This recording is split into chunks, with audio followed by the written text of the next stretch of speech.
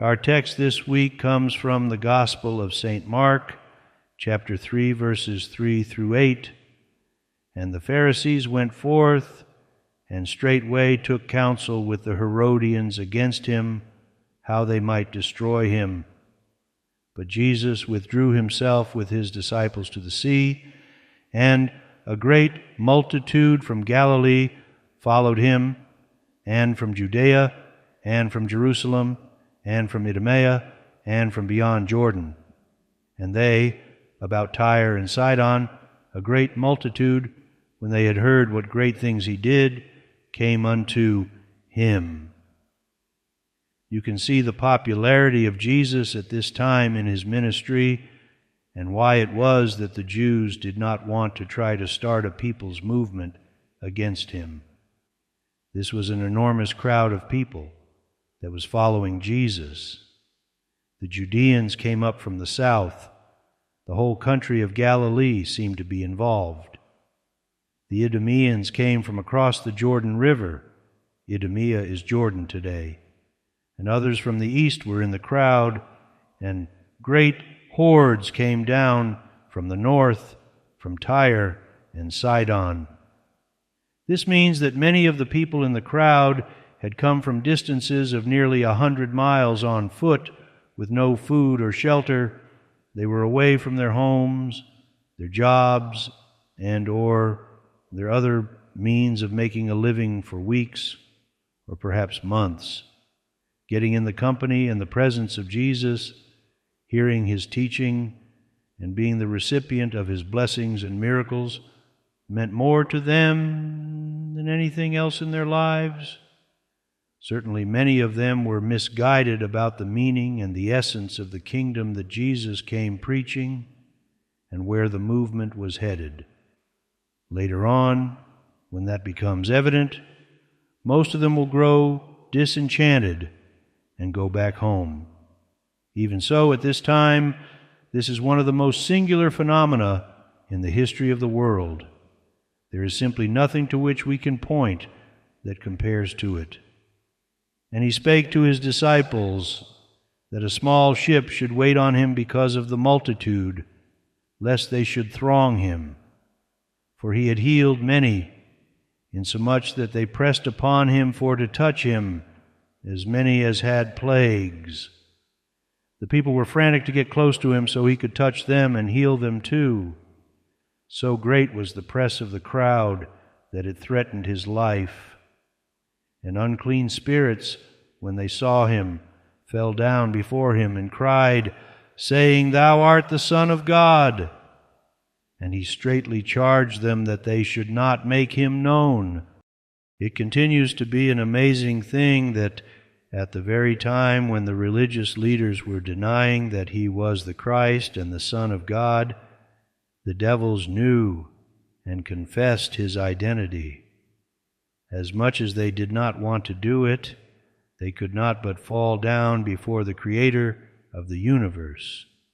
Why is it that the devil and his hordes are forced to confess who Jesus is, all the while working frantically to defeat him, but false religion, historic science, and humanistic philosophy is not forced to do so, and apparently really do not know who Jesus was and is? Well, that is a vast subject that could fill up many pages of study and commentary. I am not persuaded that this is the place to go into it thoroughly, but I will briefly give you a discussion of the biblical teaching about it that we'll have to do for now. Simply stated, the Bible teaches that in another world, in another time and place, Satan and his sympathizers among the angels, who are now the devils that we read about at the gospel accounts, had their opportunity to believe in God and submit to his rule.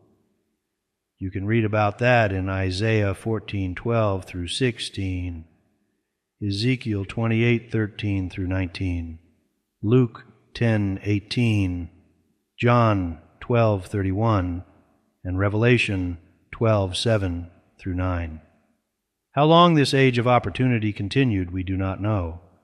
But the time came when God's patience ran out with them.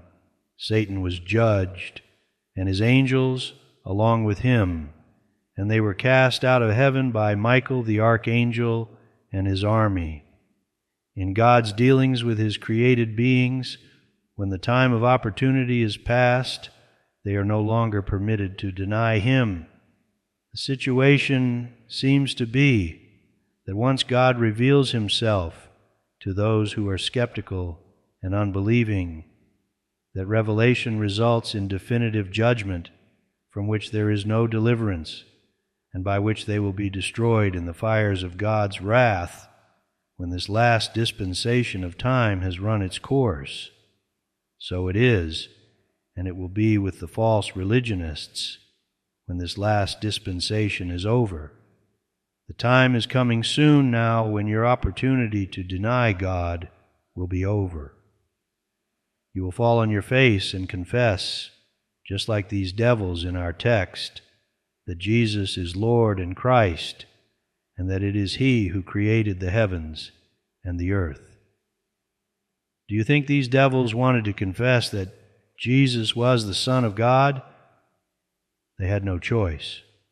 The time of their choosing was long gone. Your time of choosing will be over too, and you will bow down on your face before God and confess that Jesus Christ is God, whether you want to or not. Oh, but you will. In the meanwhile, you might try to console yourself with the knowledge of the Bible, of St. Paul, and of the God in whom you profess not to believe, that you, in addition to having a reprobate mind devoid of light and truth, have less brains than a devil. All right, well, moving on in Matthew chapter 12, verse 16. And he charged them that they should not make him known. It is the greatest honor in the universe to confess Jesus Christ, and it is one that Christ will not allow the devils to have. He does not want their witness, and he does not want yours either, if you are an unbeliever. This was the proper expression of true selflessness and humility by the holiest of all men who has ever walked this earth. But it was more. It was the fulfillment of yet another of the prophecies foretelling the signs of his messiahship that he would manifest to the nation and to the world. Long years before, the great prophet Isaiah had written of the Christ in chapter 42, verse 1 through 3 of the book bearing his name, that this is the kind of person the Christ would be.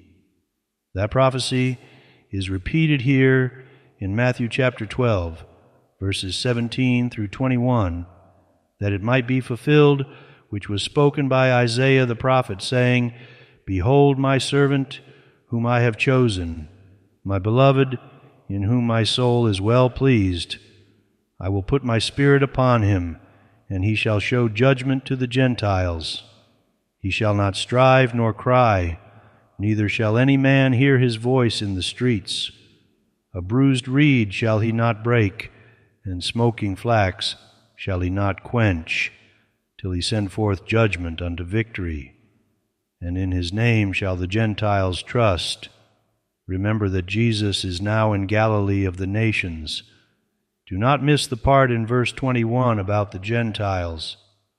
This description, repeated from Isaiah, would be one of the ways of identifying the Christ. He would be a resolute, but humble, bold, and courageous, but non-confrontational man whose great power and unity with God would not go to his head and cause him to be boastful, proud, and aloof. Jesus was that kind of person. He was not doing this for a show or to create a legacy. He was genuinely concerned about and uncomfortable with the attention he was getting. The signs of his messiahship must be demonstrated so the Scriptures would be fulfilled, and so that those who knew the Scriptures and who were looking for him would know who he was. But that was not the reason Jesus was doing the things he did. He knew, better than any other man who ever lived, the corrupting influences of power and fame. He also knew the fickleness of it, and how quickly today's hero becomes tomorrow's cast-offs. It is a good thing for you and me that Jesus did not require praise, recognition, and appreciation. Otherwise, there would be no salvation for us. He would have done what many Christian leaders do. He would have fallen into self-pity, resentment, and bitterness. He would have dried up inside and quit the battle. But Jesus, as the prophecy from Isaiah tells us, did not come to make a name for himself and to achieve a great historical legacy. He came to do the will of the Father and then to give his life for the redemption of the world. I have watched television specials about the search for the historical Jesus on the History Channel and other media outlets. One thing is evident. Those people have no idea who Jesus was and is, and they will never discover him by searching among the tombs and reading the headstones of history's great men. Here is another of the great prophecies to Israel concerning the Christ, the incarnate God, that is fulfilled in the earthly ministry of Jesus. And there is an important lesson here for all Christian leaders or servants of the Lord on any level. This is the time of bearing the cross, and our crown, like his, is a crown of thorns. The wearing of the golden crown comes later. If you are seeking fame and fortune, religion is a great place to do it these days. But if you walk in the footsteps of Jesus, the crowds that line the Via Dolorosa will not be singing your praises. They will be clamoring for your head. If that is what you expect, as Jesus did, you will be all right. If not, you are in for big trouble. After this, Jesus went out in the mountains and prayed all night before the all-important work of calling out the 12. There is a profound, albeit simple lesson here. Nothing is more important to the church, to God, and to the work of his kingdom is this world than the choices elder boards make about those who are called to leadership. When we have made the best search we can and have learned all there is to know, there is still a need for divine guidance. Sometime we feel that when there is nothing else to do, we can always pray. The truth is that prayer is the most important thing we can do. If Jesus prayed all night before calling out the 12, what should that teach us about seclusion with God and earnest seeking for wisdom before making selections to lead our people? This article from God's Point of View was an original text authored by Reverend D. Earl Cripe and has been read by an AI voice clone. For more information, check the links in the info section below. Read more at godspointofview.com. A copy of this book is available from Amazon in Kindle and paperback format. Link in the description.